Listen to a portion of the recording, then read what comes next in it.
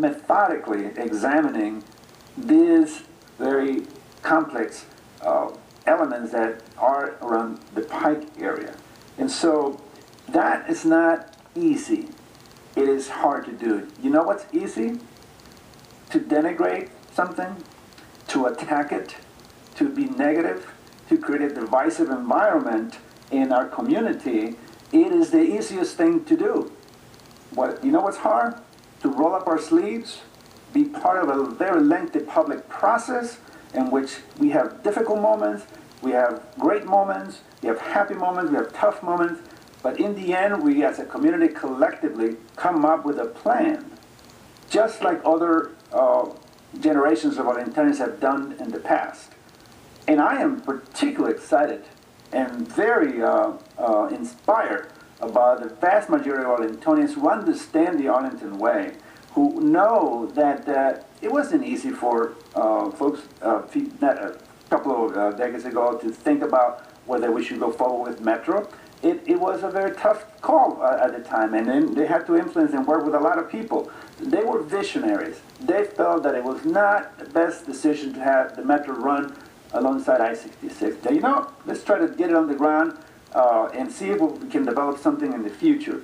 And in fact, during the conversation, we ended up being the beneficiaries of Georgetown not wanting a Metro station. And so, hey, we said, wait a minute, we'll take it. And we have Virginia Square as a result of that. At the time, also, the plan was for possibly, or at least consideration, that it might go under Columbia Pike.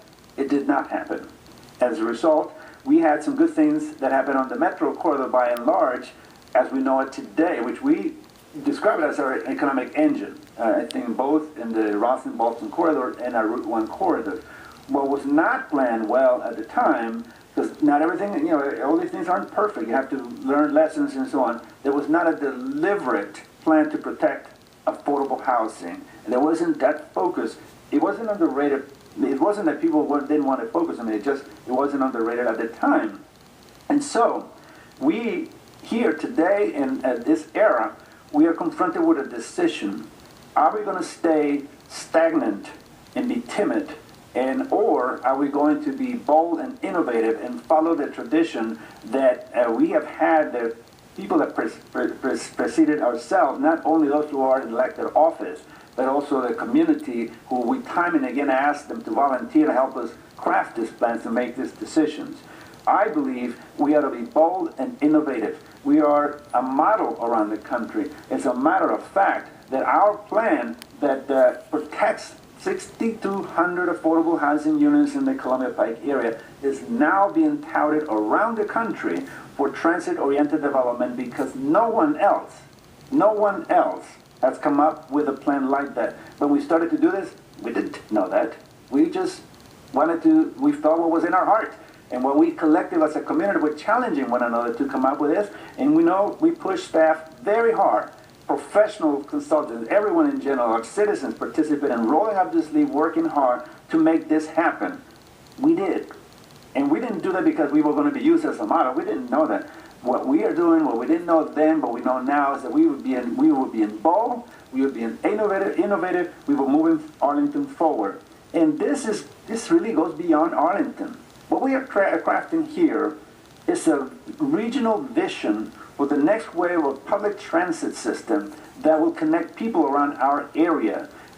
You've heard me, I mentioned about the Tiger Grant has been approved to study the widening of the Long Bridge to accommodate multimodal transportation, including the possibility of connecting our streetcar system with the districts going across the Potomac River. And Fairfax is talking about possibly down the line, could be an extension to Tysons Corner. And the city of Alexandria is saying, hey, we may be able to connect down the line also as well. That has not been ruled out. In fact, that is something that's being talked about. So what we're doing here is making another strategic investment for the future and sustainability of Arlington County. We hope people will get on board, and we hope that also we will come collectively together to bring our community together, because these are decisions that will have consequences for the sustainability of our community for generations to come. We're not necessarily making this decision for ourselves. We're not making the decision for the flavor of the month.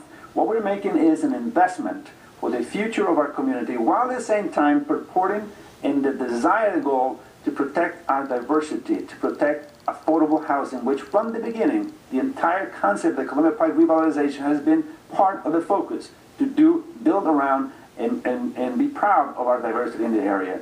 Mr. Chairman, I'm going to be very proud to vote in support, to move forward. As someone said in their testimony, it's time to stop talking and start taking action. Tonight, I look forward to doing just that.